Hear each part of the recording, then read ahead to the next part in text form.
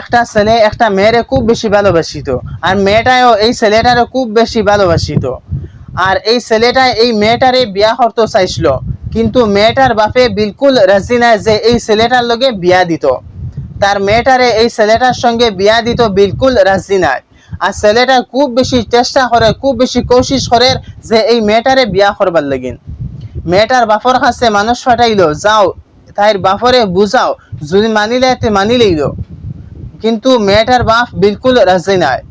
তো এই ছেলেটাই কিতা করলো, হইল যে এক কাম করি, এই মেয়েটার লগে জিনা করিলেই যদি, তাহলে বাপ মজবুর হইয়া তার মেয়েটারে আমার সঙ্গে বিয়া দিব। তো এই ছেলেটা এই ধরনের প্ল্যান করলো। প্ল্যান করার পরে একদিন রাত হে খবর পাইছে যে মেয়েটার বাপ বাড়িত নাই। তো হে এই মেয়ের সঙ্গে জিনা করাত গেল গিয়া। যাওয়ার পরে মেয়ের বিছানা যাইতো, গেছে গিয়া মেয়েটার মার বিছানা। মেয়েটার মার বিছানা যাওয়ার পরে মার লগে জিনা করে লিছে, মেয়ের মার লগে জিনা করে লিছে। জিনা করার পরে বুঝা গেছে যে ছেলেটা মেয়েটার লগে না, মেয়ের মার লগে জিনা করে লিছে। তো পরে মুফতি সাহেবের কাছে আইলো, আওয়ার পরে কইলো মুফতি সাহেব যে ওলা ঘটনা করতাম আসলাম, মেয়েটার লগে জিনা করে লিছি, মেয়েটার মার লগে জিনা, এখন মেয়েটার লগে আমার বিয়া জায়েজ হইব নিনা না? তো মুফতি সাহেব ডাইরেক্ট কইছেন জায়েজ নাই, হারাম, হারাম ফতোয়া দিলেইছন। তো এই ছেলেটা কইল না, মুফতি সাহেব ইলা কইল না, যে কোনো লাইনে তুমি জায়েজ তরিকা বাখরো, যত টাকা লাগে আমি দিমু, কিন্তু আপনি এই জিনিসটা জায়েজ তরিকা বাখরো। মুফতি সাহেবে কইলা বিলকুল মানে জায়েজ নাই, কোনো ধরনের কোনো তরিকা নাই যে তোমারে এটারে তুমি মেয়েটারে বিয়া করবার জায়েজ তরিকা বাখরতাম, কোনো রাস্তাও নাই।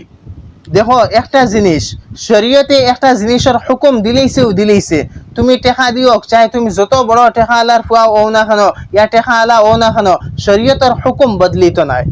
তুমি চাই দেশা হয়ে যাও না কেন, শরীয়তে একটা জিনিসের হুকুম দিছে, তুমি ইগু বদলাইতে পারতে নাই।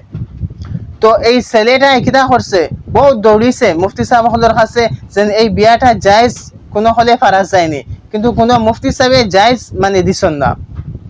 ওইছে গিয়া কিতা, দেখো এখন ছেলেটা মেয়েটার মার লগে জিনা করে লিছে। এখন ছেলে দুদিন তার বউ হইছে, এখন এক কলে তার বউ হয়ে গেছে, মেয়েটার মা তার বউ হয়ে গেছে, জিনা সহবাস করে লিছে, তো তার বউ হয়ে গেছে।